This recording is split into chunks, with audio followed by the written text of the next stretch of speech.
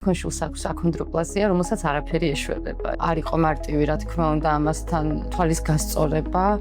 თან ძალიან იშვიათი დიაგნოზია, ეს ემართება 25,000-ში ერთი შემთხვევაა. მოკლედ ეს ხდება გენეტიკური დაავადება ქვია, მაგრამ აი რო აუხსნა ბავშვის გენის სპონტანური მუტაცია ხდება. მე ვფიქრობ, რომ პეტრემ ძალიან გამზარდა, არა მარტო მე. ინტელექტუალურად აქონდროპლაზიის მქონე ბავშვებს ნორმის ფარგლებში აქვთ ინტელექტი.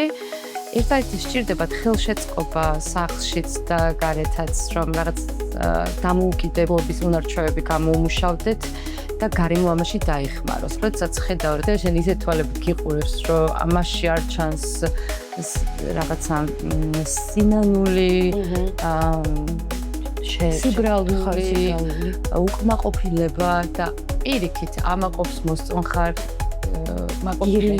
გიღებს. პეტრესთან ცოტა დავიგვიანეთ, ამჩნევ და ნახე ერთხელ მითხრა, რომ ნახე ხელი გამიზარდა. აქვს უკვე 10 სანტიმეტრიანი ზრდა. ჩემი გამოწვევები უფრო სამი შვილისთვის ყურადღების გადანაწილება და ხარისხიანი დროის გატარება არის სირთულე.